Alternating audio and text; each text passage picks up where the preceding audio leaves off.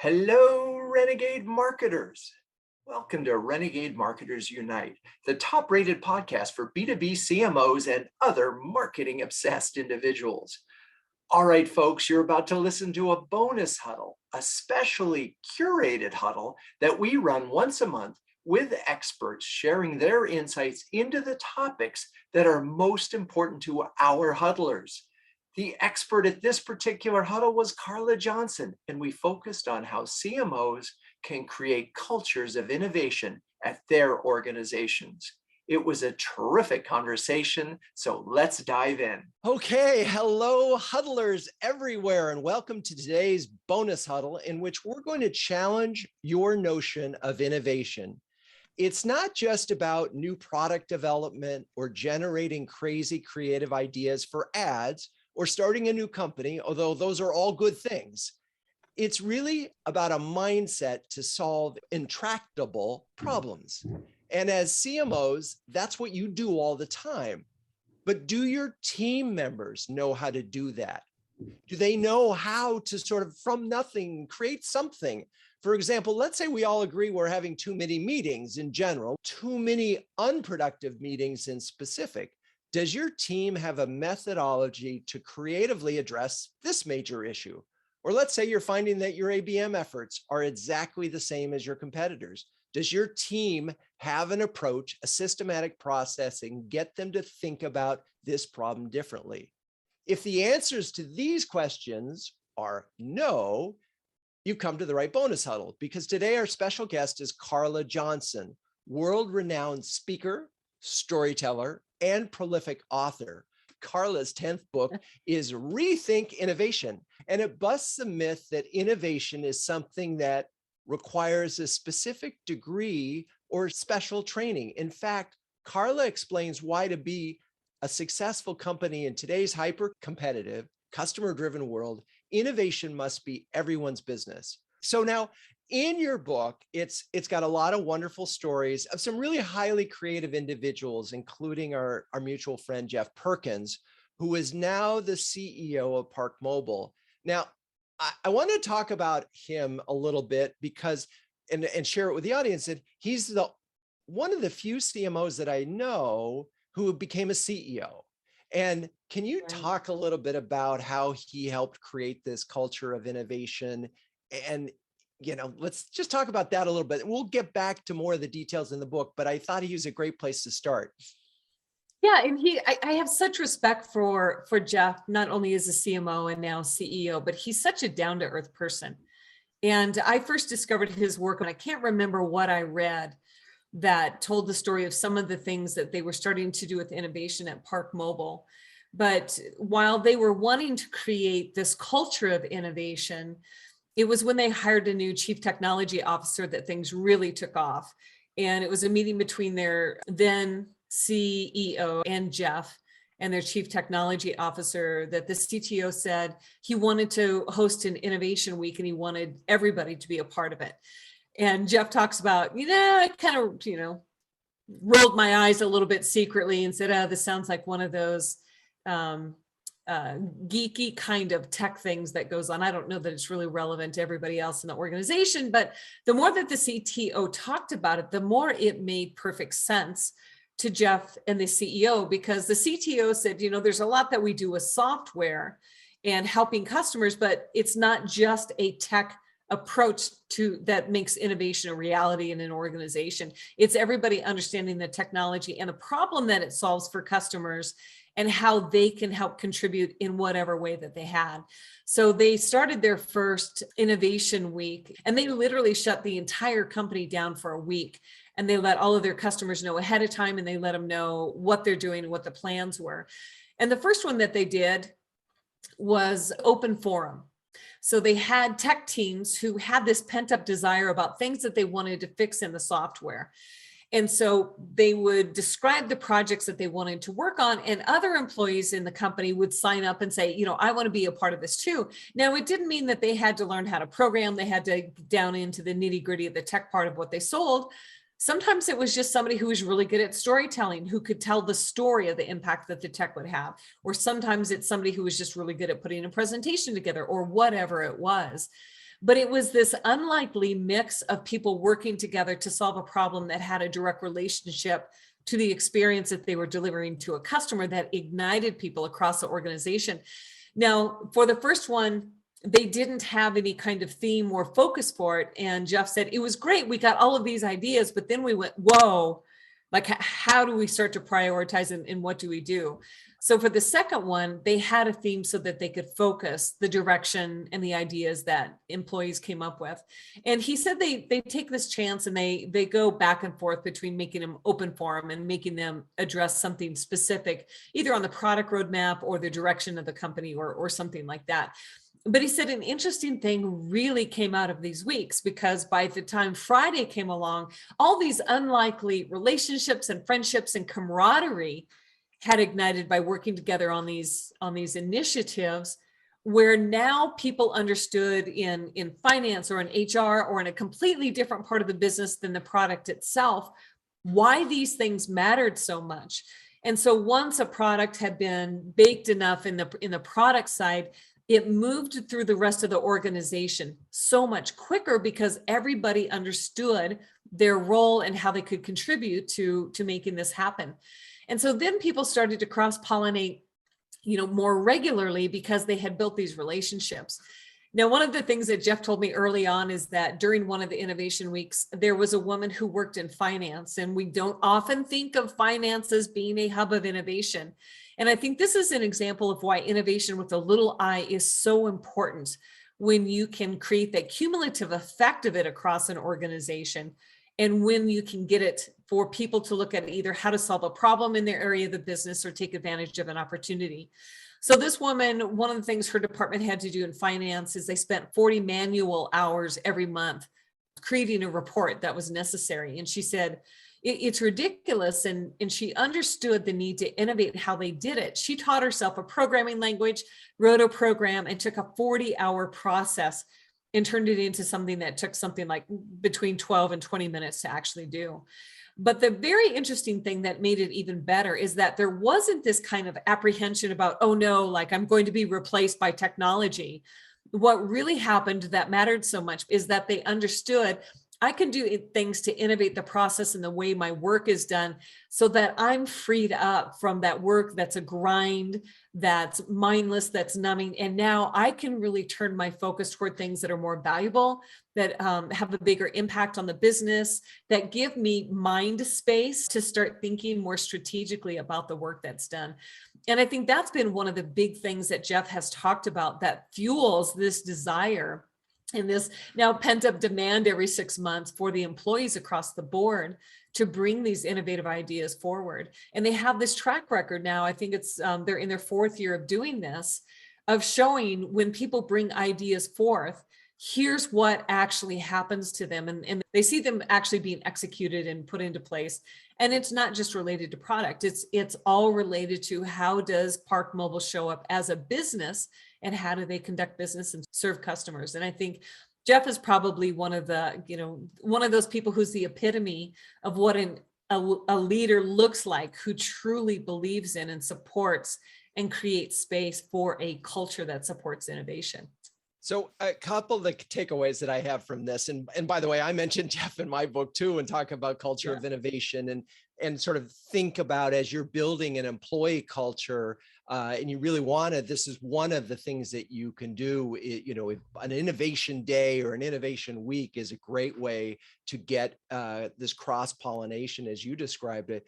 But the other thing that I just want to sort of put on your list is that by getting involved in this process and really building it out, Jeff demonstrated a leadership capability that went beyond marketing. And if you're thinking about a career beyond marketing, this is one of the ways to it. And it's not the only way, but it is about leadership in its broadest sense, as opposed to simply marketing innovation. Now, one of the things that we could spend a lot of time on, and fortunately you've narrowed it down, let's just define innovation. I know you do it in the book so well. Yeah, and I think this is one of those things that is so important for any leader or any organization to do, is to define innovation in a way that's very simple and easy to remember. because there's a lot of companies that have innovation as a core value, but that doesn't tell you what the behavior looks like. And I think it's one of those things that is so broad, can be so complex and so different from organization to organization, that it's important to define it in a way that is truly representative of your own company. But when I look at innovation, I define it as the ability to consistently come up with new, great, and reliable ideas. And now this seems deceivingly simple, but each of those words is really important and has an impact. So when we think about an idea that's new, it doesn't necessarily mean that it's an idea that has never ever been done before. It could just be something that is new to your industry. Like, for example, I like to talk about how McDonald's took inspiration for their drive-through from a Formula One pit stop. So they looked at what is it that allows a vehicle to come in and out super fast, and the layout, how anything is delivered or serviced, and what is it that they could draw from that and transplant into their own design. And so it's something that really looks at the essence of what has been successful, what could be done that isn't being done. But just having a new idea isn't enough. When we look at the next word, the next adjective, it's having a great idea. And as marketers, we all know David Ogilvy, and David Ogilvy talks about a great idea as being one of those that gives you like a visceral response. You get goosebumps, or the hair on the back of your neck stands up, and you have that envy and jealousy that you didn't think of it yourself because it's so amazing. But even then, just having an idea that's new and great isn't truly enough to be innovative. And it's the third characteristic along with the two that really make a difference. And that's a reliable idea. And a reliable idea is one of those ideas that has a bottom line impact. It either saves you money, it makes you money, but it has a true business impact. And it's when you have all three of those together that you have an idea that's innovative. But when you look at innovation, it's the ability to consistently deliver on ideas that have all three characteristics that can be measured to a certain degree, that truly creates that innovative culture. And it helps people understand what behavior leaders are looking for when they're being asked to be more innovative. There's something that's truly concrete that they can look to and understand, that it doesn't have to be something huge and disruptive and things like that that can feel overwhelming and intimidating to someone. It's something that gives everybody an opportunity to contribute ideas and have an impact in their own way, so that innovation really does become everybody's business. I love the notion. A great idea is one that you envy. The reliable part is just so important. And then, of course, consistency. And that's what you are really about, is helping people do this consistently. I've been a person who come up with a lot of ideas in my career, and it's always been this sort of, I call it pixie dust thing. And you've sort of said, nah, it may be pixie dust for you, but it shouldn't be. And so let's talk about the process a little bit and get into that. This is what I call the perpetual innovation process. So I spent just about 5 years researching some of the world's best innovators. Some of them are CMOs. You may know Kathy Button-Bell. I know Drew, she's a good friend of yours and mine. She's probably one of the most iconic B2B CMOs that there is. Now starting her 23rd year as CMO of Emerson in St. Louis. Looking at people like that, looking at people who are solo entrepreneurs, who start up big companies, small companies, different industries, different parts of the world. And the one thing that I sought to answer with my book is the ability to consistently come up with great ideas that have an impact, something that can be learned. And it turns out that whether all of these people I interviewed or researched or followed or watched and studied, they all followed the same process, whether they realized it or not. And this is the exact process that they follow. And when we think about what happens for us as a team, when we need a new idea for a strategy or a campaign or whatever it is that we need a new idea for, we start with that generate step. We say, let's get together, let's get in a room, get on a call, and let's start brainstorming and just start throwing out ideas. But we know what happens when we do that is that we generally end up with things that are just a different flavor of something that we've always done, or we end up with something that's really a copycat that's been done someplace else before, or we end up with something that we may be excited about, but it's so far out there that the likelihood of it actually getting an okay or funded or whatever that might be is pretty small. And how you can prevent that and get around all of that is that if you back up to the 12 o'clock position and you start to become more observant of what's going on in the world around you. It can be marketing from other brands, definitely from other industries. But if you start to look at any situation, experience, idea, company, campaign, whatever it may be, that captures your attention, it's taking the time to really step back and observe all of the details that you can about what that experience is. And the interesting thing is that this one characteristic, being much more present and observant, is probably the biggest characteristic of successful, consistent innovators of anything that I saw in my research. And there's other research that's been done that shows that innovative people are highly, highly observant people. And when we think about one of the Steve Jobs quotes about, it's easy, all you have to do is connect the dots, but sometimes it's easier to see those dots and how they connected by looking backwards. But if we want to be able to connect the dots, one of the reasons that innovators are successful is that they start out by collecting a lot of dots in the first place. So they're curious people, they read a lot, they may travel a lot, they try new things, they're not afraid to learn. That all starts out in that observation stage. Let me stop for a second. You just bet. Pause. And there's several things that is said. I'm thinking about Julie, who is about to have a brainstorming session, and they're going to go straight to generate. I want to put a punctuation point on that and say that's where most brainstorming starts. And what you're saying is there's 3 steps beforehand. The other thing is I love the notion of, and this is true, that all the creative people that I know that have come up with innovations, they have little folders of just random ideas. They have little books, they have things, they're always writing things down and observing but this is not something that they alone can do, is your point, right? We could all observe. Absolutely. And I think it's one of those things, Drew, that seems so simple that it's really easy to dismiss. And I know I'm a notebook junkie, and I will sit in a public place and just watch people and see what goes on, especially if I'm someplace that I'm not normally. I mean, I live in Denver, but I'm from a small town of 800 people. And I tell you, going to a coffee shop down the street in Denver is way different than going to a coffee shop in a town of 800 people in very rural Nebraska. And what you observe are very different. So being able to pull that forward and understand why observing the world around us is so important is really, really key. And once I go through these first 3 steps, I'll give you an example of a brand and how it actually plays out when they start to push the envelope in doing something that's really different. Yeah, that sounds good. So I think part of this is you're thinking about it. It's something that any of us can do more of. And if you go through the exercise and you sort of get this down, it is a teachable thing to your team, so that when you finally get to generate, and that's the whole point of this, when you finally get to generate, you're not just going, anybody, you got anything? Because but Bueller. It's exactly what I was thinking. Thank you. Okay, so now let's talk about, we've observed all these things, we've made all this list. Let's talk about the distill step.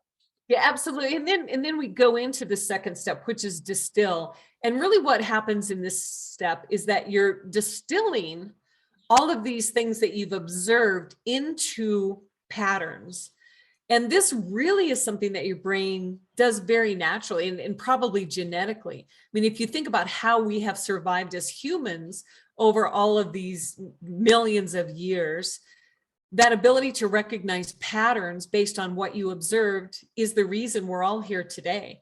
So the brain's ability to take what it sees or hears or senses, whatever your 5 senses are, and distill those into patterns is very natural, but it does need time and space and relaxation to make it happen.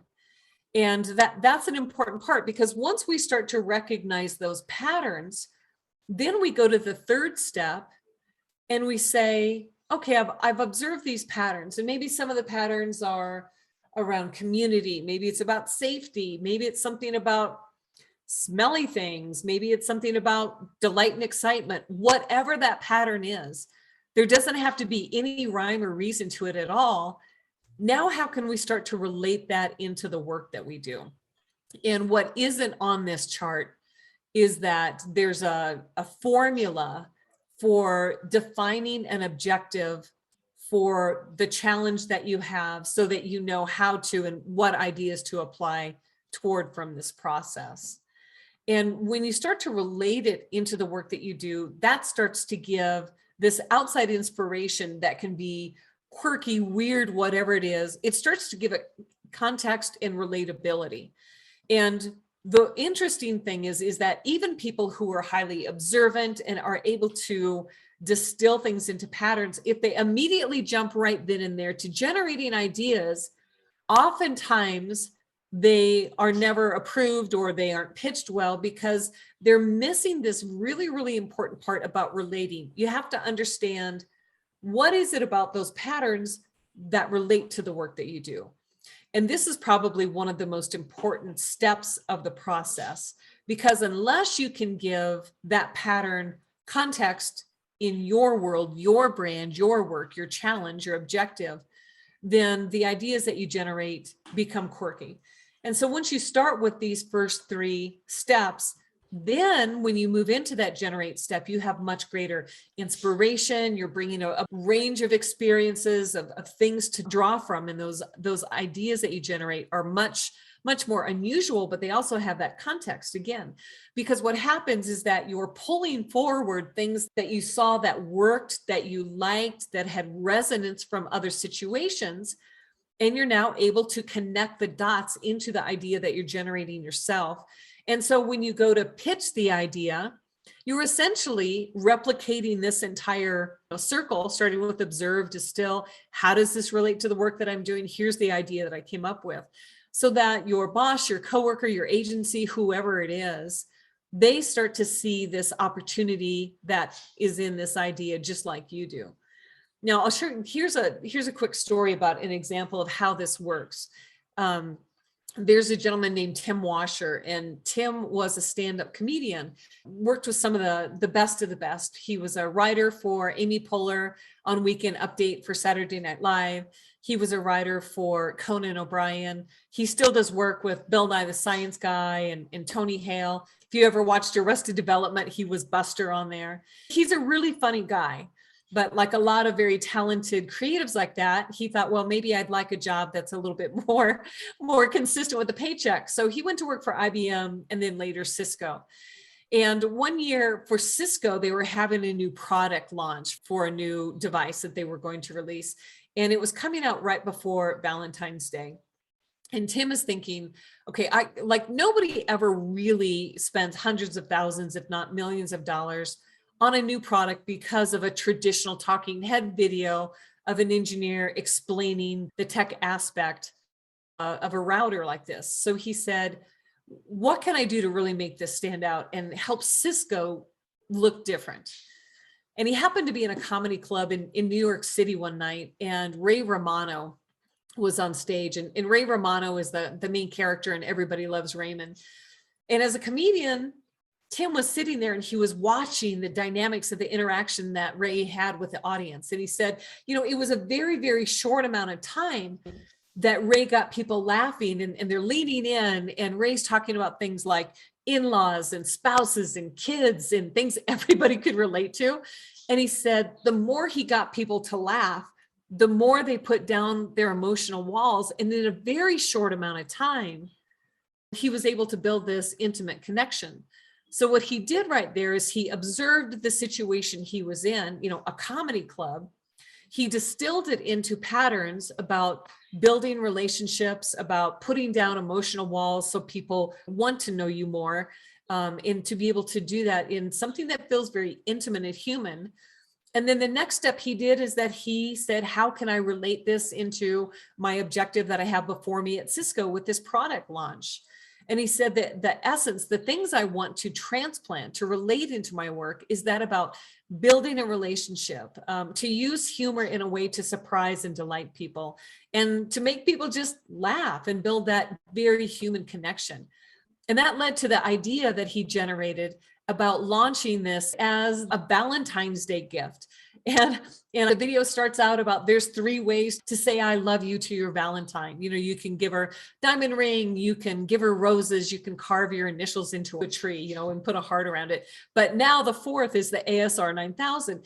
Well, it was so ridiculous and so out there that had he just gone to his boss and said, I want to make a Valentine's Day video and make the ASR 9000 a Valentine's Day gift, it would seem ridiculous and he never would have gotten the go ahead.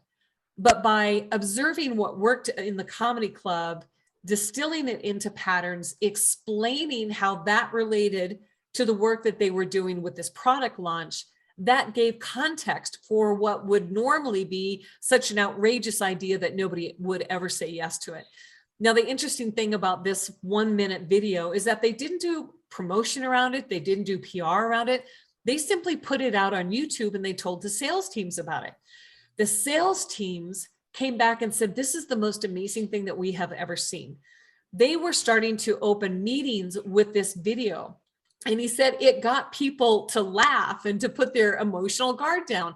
And all of a sudden they were hearing things from customers and prospects that they had never heard before. And that's because this one video did exactly what Ray Romano had done in that comedy club that night in New York, is that it got people to laugh. It got them to see each other as very human individuals, and it got them to put their emotional walls down, and they began to talk. Now, it was also picked up by 2 groups who are particularly important to B2B companies, the media and analysts. And that's because both groups said, this is not your typical B2B tech kind of company play. And I think you ought to start to take a look at Cisco and some of the other things that they're doing, because they are taking a very, very human-centered approach to the marketing and the storytelling that they're done. Now, at the time when this was launched, that was talking about human-centered marketing or some of these other things, was really, really early in that process, where those are terms that we hear more often now. But it was a way that the buyers, when they went to do their due diligence, they looked to the 2 people who they felt were the most credible and trustworthy, and they were saying, go take a look at Cisco. These are things that aren't being done by other brands. And that was just gold for Cisco. And they found they were able to get in the door of 3 big prospects that they had been trying to get into for years. And this was, the silver bullet that really helped them get in there. So, and I know Tim, and I'm a long, big fan of his and have been for a long time. And he's a very funny, clever gentleman. And I think one of the things that I want to do is move this away from that type of person and just say, because I've met a lot of really wonderful CMOs who say, you know what, I'm not necessarily creative. I'm not.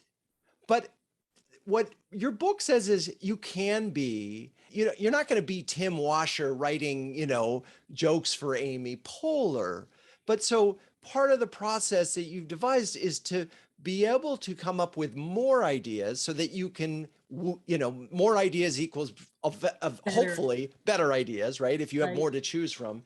So how do we do this if we're not Tim? And let's take a less sort of an ad, which is sort of a creative object, but let's take a problem an internal problem. It's not even that sexy. But it's a huge problem. I'm a CMO right now, and I've got 40 meetings next week, half an hour back to back. Insane, has to stop. It's just breaking everybody. Yeah. Drew, let's do brainstorm it real quick. Right now. And I guess what we could do is anybody, just for example, we're going to use a brand just to make it simple. What's a brand that somebody really admires or respects or trusts, or, maybe it's a little salt in your wounds because they are so good at so many things. Like what's a brand somebody really looks up to? I don't know. Let's say MasterCard. All right. So when you think about MasterCard, what is it about MasterCard that catches your attention or makes you really watch what they do? And I'm going to jot some notes down over here. Well, let's see. It's, there's a priceless everything. And I've actually experienced priceless. I was at Yankee Stadium. I tweeted it out and they tweeted back to me and he said, "Oh, Drew, thanks. That was priceless response."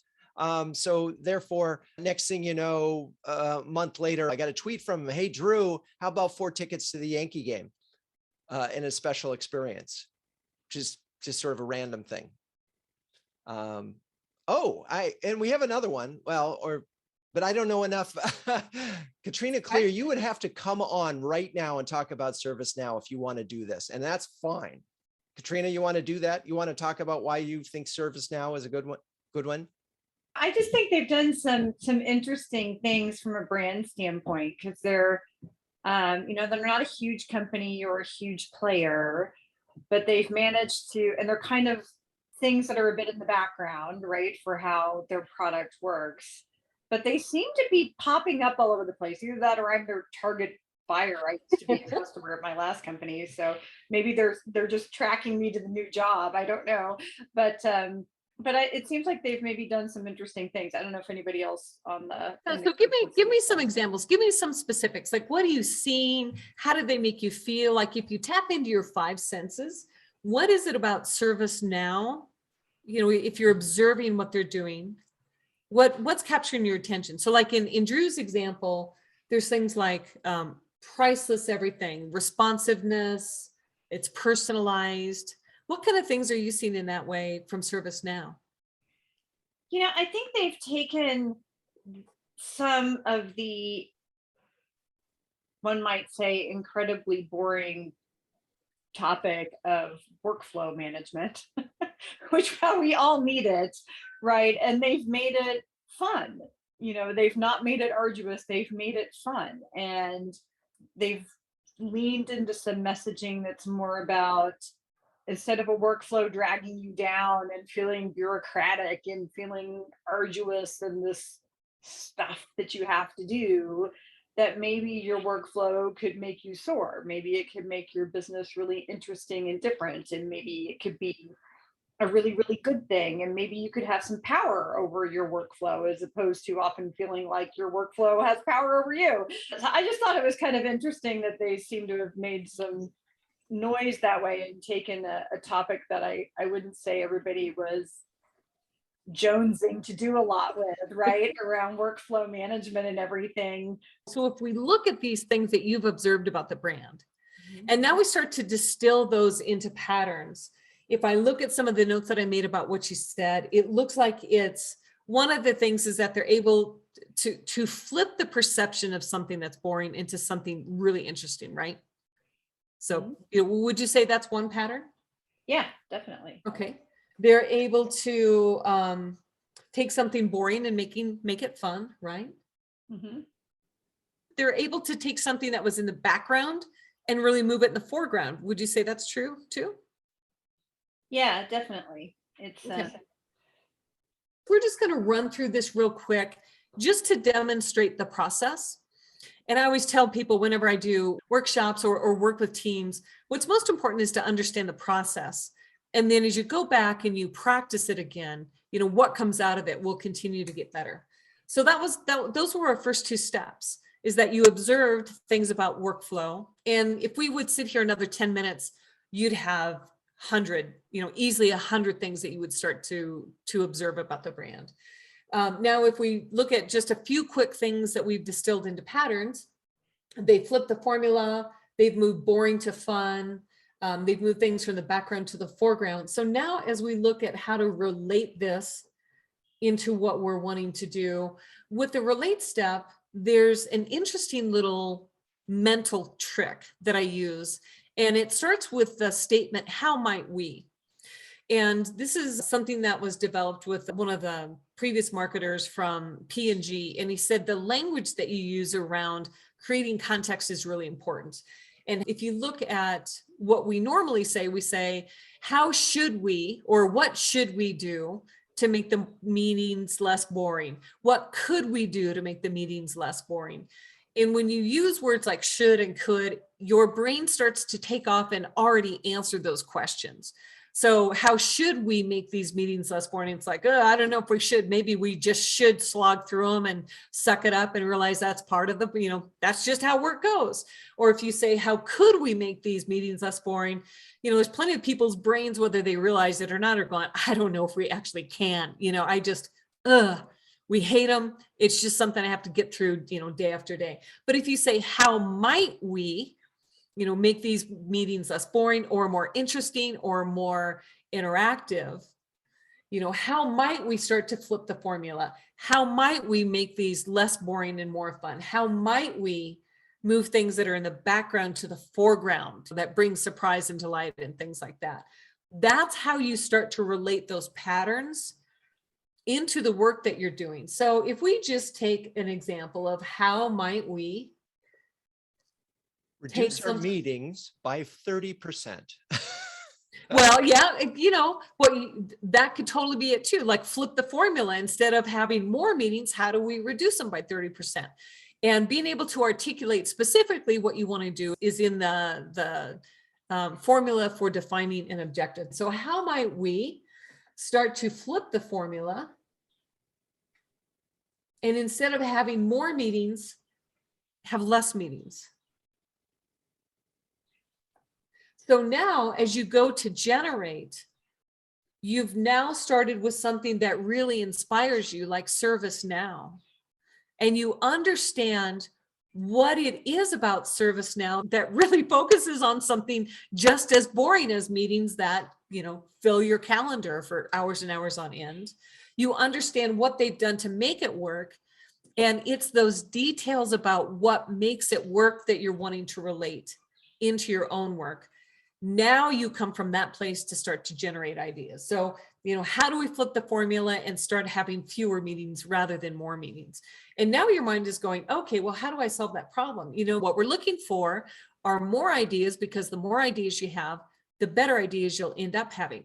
Maybe it's a scorecard. Who can win by being the person who initiates the fewest number of meetings? Maybe it's one of those games where your lowest score, like golf, how do you golfify meetings? The lower your score, the better you are, some things like that.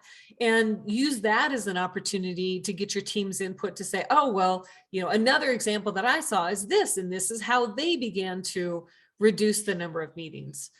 My husband talks about this all the time. And one of the ideas that came up in a team he was on previously is that everybody had to send out an agenda. They had to convince people to come to a meeting because their IT had said everybody has blanket permission to decline any meeting that they don't see a direct reason why they should be there.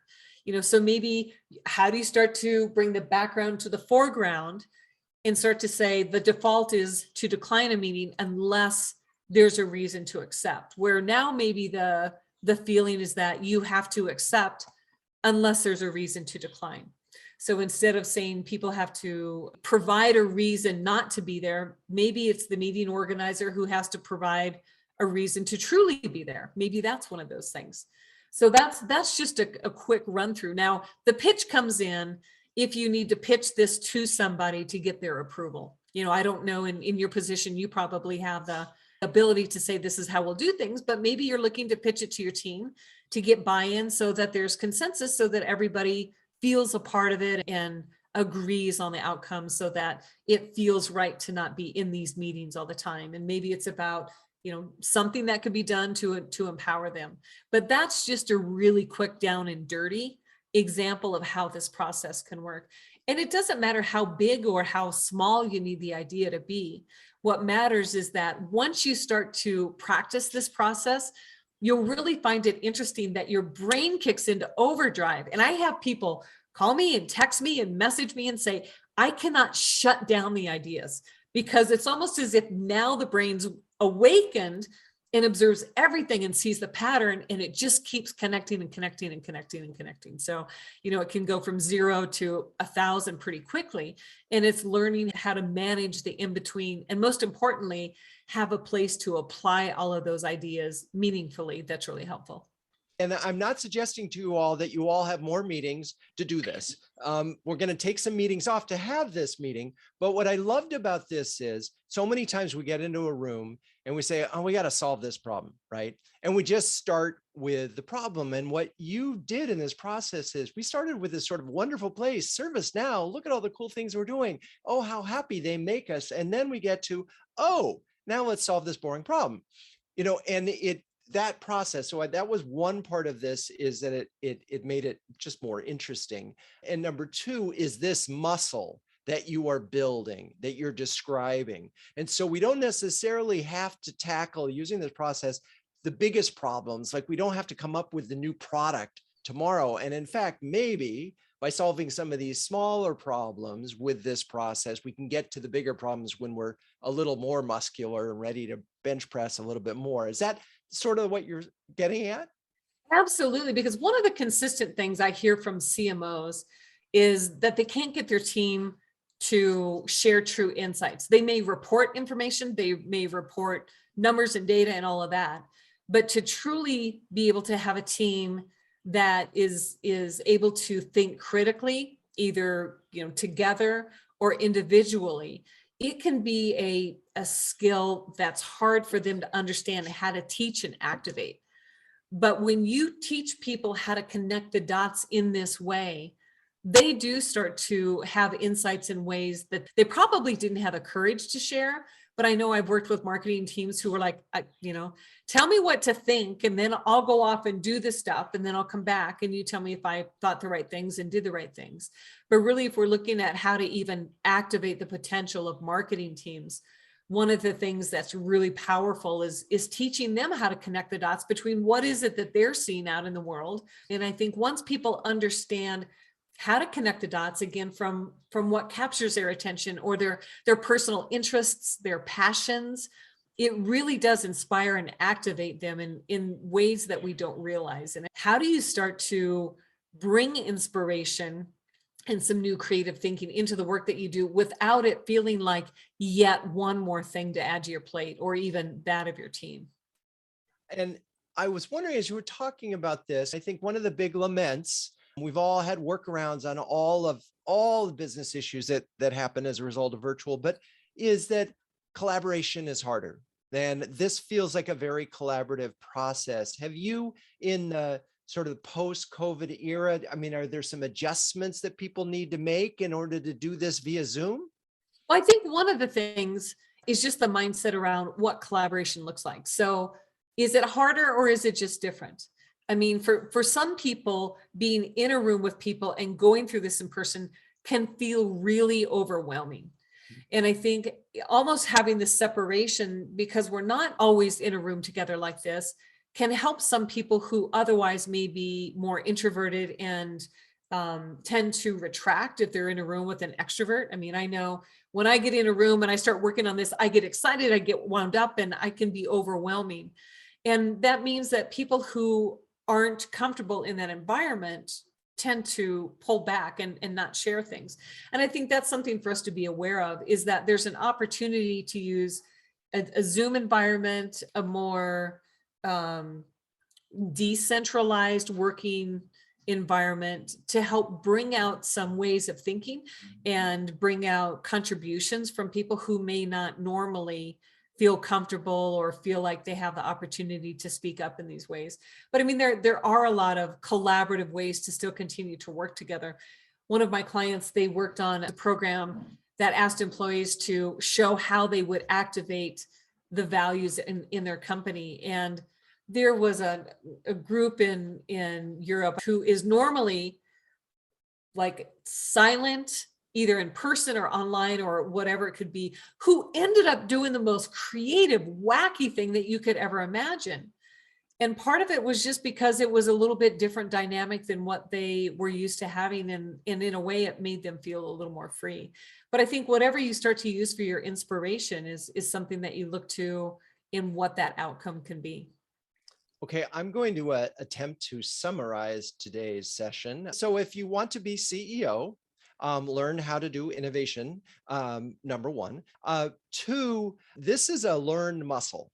This is not something that you're born with. We can't all be Tim Washers. He's a very funny guy. But if you want to get to the next level or get your team, and one of the things that was interesting about it, almost every story that Carla shared came back to this helps build a strong employee culture.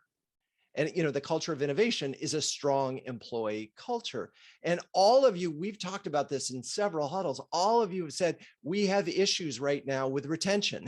We have issues with recruiting. If your company has a reputation as a place where innovation just sort of happens all the time, it is generally easier to recruit, and your employees are more likely to stay because they feel like one way or another, they get to this process. There's another thing that's happening here, which is you are solving the problem that Carla mentioned, that a lot of CMOs say, my teams don't know how to solve problems. They don't know how to find the insights. This is a muscle that you're going to build. And it feels like we can solve small problems with it. And then we can sort of solve some of the bigger problems and really, truly innovate with a capital I, as opposed to a small innovation, which may feel really good. I know there's more. But that's all I got in my instant recap. It's true. And where do they, and it's carlajohnson.com?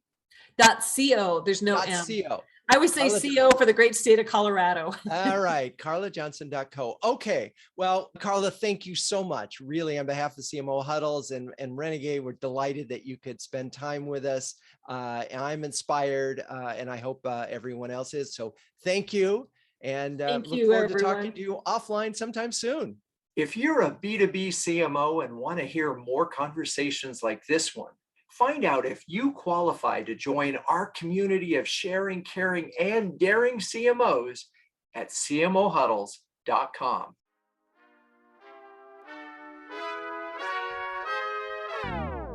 Renegade Marketers Unite is written and directed by Drew Neiser. Hey, that's me.